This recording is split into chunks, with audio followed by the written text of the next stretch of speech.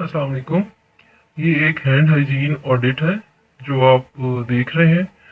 इसमें सबसे पहले है डेट कि जिस तारीख को आप कर रहे हैं, मसलन आप कर रहे हैं 20 अप्रैल 2020 को। ठीक है, आप डेट डालेंगे।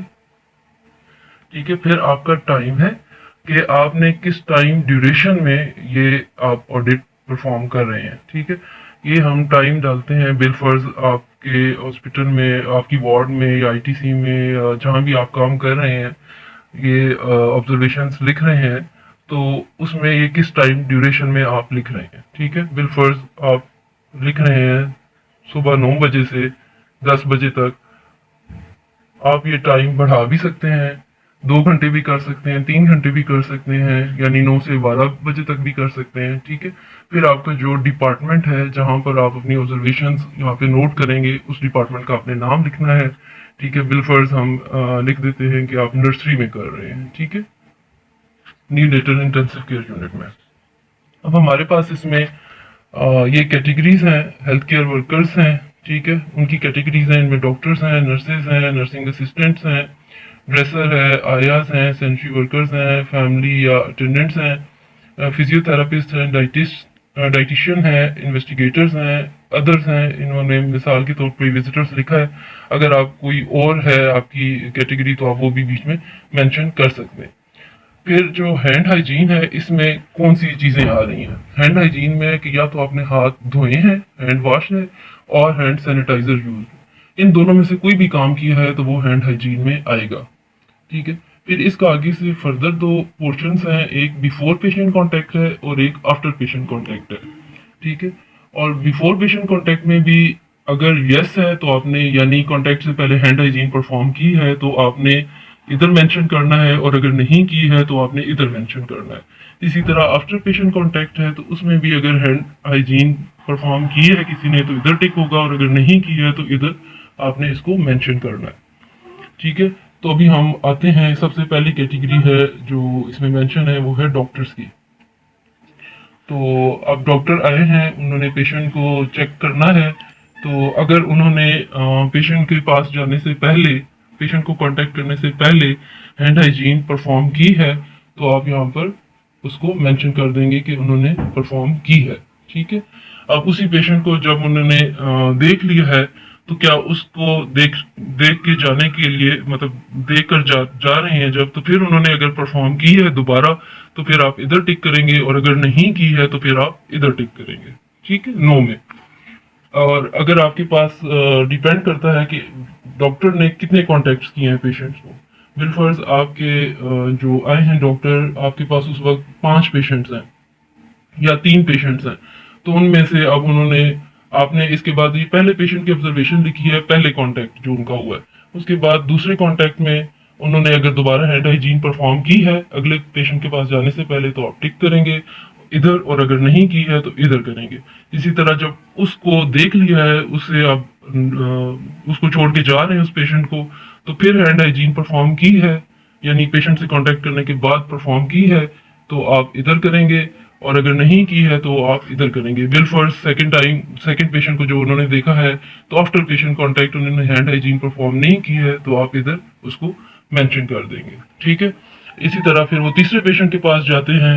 ठीक है, तो फिर बिल फर्ज उन्होंने उससे पहले जाने, जब पेशेंट के पास गए हैं उसको कांटेक्ट करने से पहले अगर परफॉर्म नहीं की है तो आप इधर मेंशन कर देंगे। ठीक है, और उसको देखने के बाद अगर फिर भी नहीं की है तो आप यहाँ पर मेंशन कर देंगे।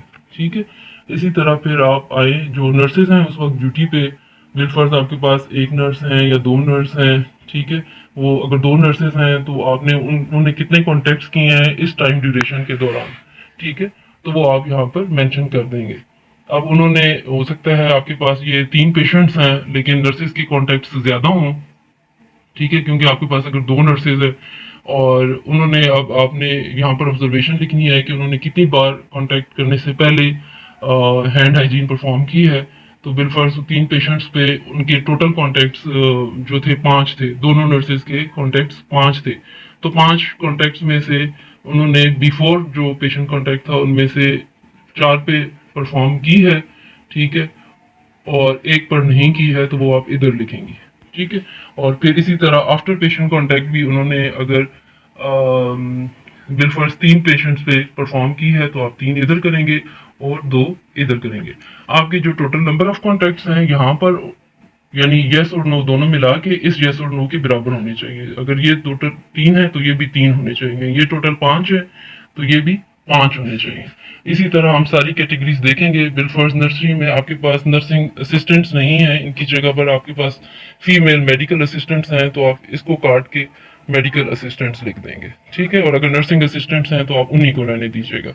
इसी तरह आप उनका भी जो ऑब्जर्वेशंस आप नोट करेंगे, ठीक है, वो आपने यहाँ पर मेंशन कर देनी है, ठीक है। और आपके पास ड्रेसर नहीं है, नर्सरी में जरूरत नहीं है किसी बच्चे को ड्रेसिंग की, 20 तारीख में कोई ऐसा बच्चा नहीं है, तो आप इसको मेंशन ही नहीं करेंगे, ठीक है। आपके पास आयाज हैं, 1 हैं, 2 हैं, 3 हैं, जो भी हैं, उन्होंने जितने कॉन्टेक्ट्स किए हैं उसी में जितना बिफोर पेशेंट कॉन्टेक्ट जितने किए हैं वो आप लिख देंगे, इधर मेंशन कर लेंगे। जैसे जैसे आप ऑब्जर्व करते जाएंगे आप वैसे वैसे यहाँ पर टिक करते जाएंगे।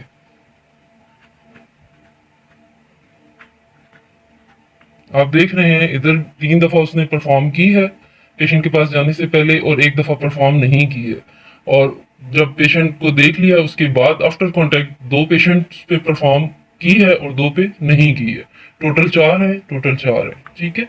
इसी तरह सैनिटरी वर्कर्स ने बिलफर्ज, उसने पेशेंट से कोई कांटेक्ट उसका नहीं है, एक आध पेशेंट पे उसका किया है, उसने एक पे की है और एक पे नहीं की है, ठीक है। और इधर बिलफर्ज उसने दोनों पे कर दी है तो यहाँ पर नील हो जाएगा, ठीक है। दोनों कॉन्टैक्ट इधर आ गए, ठीक है। फैमिली अटेंडेंट्स हैं, आपके पास एक मदर है उनकी बच्चे की, ठीक है। मदर ने कांटेक्ट किया है, ठीक है, और उसने हेड हाइजीन परफॉर्म की है पहले और बाद में उसने की है दोनों बार, ठीक है।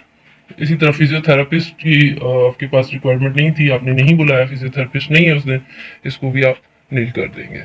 डाइटिशियन नहीं है, नील कर देंगे।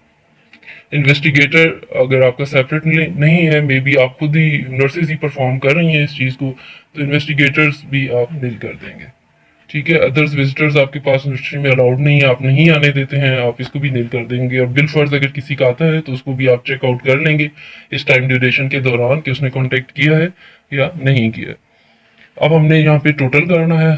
टोटल में ये टोटल नंबर ऑफ जो यस हैं इनको काउंट करके हम इधर लिखेंगे। और ये जो की है ये यहाँ पर आप देख सकते हैं बनी हुई है, वाई बी सी है। टोटल ये है number of yes before patient contact. NBC जो है नंबर्स बिफोर कॉन्टेक्ट। और Y A C yes after contact. और एन ए सी है नोज आफ्टर कॉन्टेक्ट, ठीक है। अब आप टोटल करेंगे तो वाई बी सी है total number of yes before patient contact. तो ये कितने हैं हमारे पास बिफोर पेशेंट ऑफ कॉन्टेक्ट, आपके पास यस कितने हैं 1 2 3 4 5 6 7 8 9 10 11 12 13 एंड 14, ठीक है। वाई बी सी आपके पास आ गया 40। अब आपके पास नोज कितने हैं 1 2 3 4 5, ये आ गया आपके पास 5।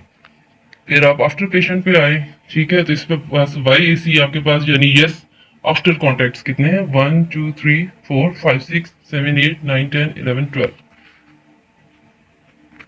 नोज कितने हैं 1 2 3 4 5 6 7, ये आ गया आपके पास 7, ठीक है। अब आपके पास इन्होंने नीचे नोट में लिखा है every contact will be observe for both before and after compliances formula to calculate compliance, जो कि हम कर चुके हैं। फिर है एन है, एन है टोटल, ये है number, total number of contacts observed is equal to Y B C plus N B C और Y A C plus N A C.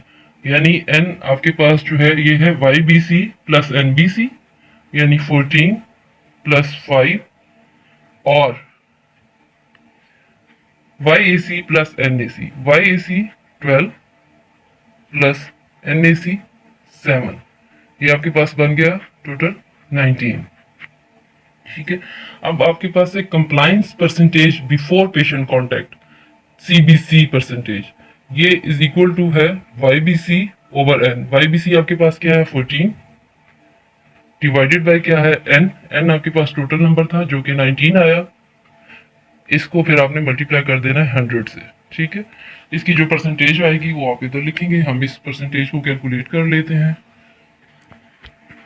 14 divided by 19 multiply by 100, ये आपके पास आ गई 73.68%। इसके बाद फिर हम आगे जाते हैं। यह है compliance percentage after patient contact, CAC percent is equal to YAC divided by N। YAC आपके पास है 12 डिवाइडेड बाय N आपके पास है 19 मल्टीप्लाई बाय 100, ये आपके पास आएगी। अभी हम इसको कैलकुलेट कर लेते हैं। 12 डिवाइडेड बाय 19 मल्टीप्लाई बाय 100, ये आपके पास आ गई 63.15%।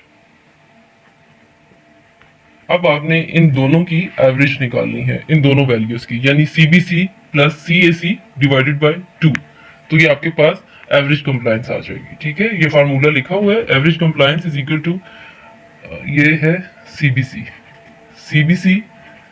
Plus CAC divided by 2। CBC आपके पास है, CBC परसेंटेज 73.68% प्लस 63.2 के आपके पास CAC है 63.15%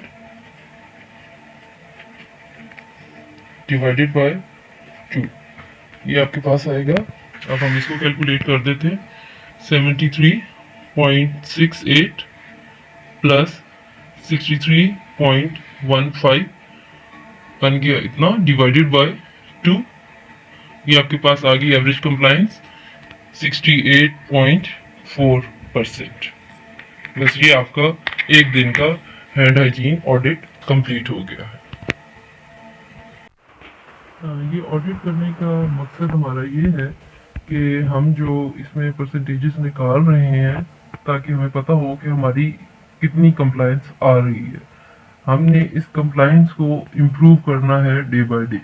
अभी यहाँ पर आप देख रहे हैं कि ये कंप्लायंस हमारी निकल रही है 68.4%। ये तो एक फर्ज किया हुआ फॉर्म था, ये कोई ओरिजिनल नहीं था, लेकिन हम तो ऑब्जर्वेशंस के हिसाब से करेंगे। जब हम करेंगे तो ये तो सिर्फ सिखाने का मकसद था, लेकिन इसमें यह है कि हमारी कोशिश होनी चाहिए ऑडिट पे हम ये बताएं कि हमारी परसेंटेजेस पुअर हैं, हमने इनको बेहतर करना है, या बिलो एवरेज हैं या गुड हैं, तो हर गुजरते वक्त के साथ हमने इसको इम्प्रूवमेंट की तरफ लेके जाना है। और अगर इसमें फिर भी कोई चीज़ जो बताने में मुझसे रह गई हो या किसी को कोई चीज़ समझ ना आई हो तो वो कमेंट सेक्शन में कमेंट करके पूछ सकता है।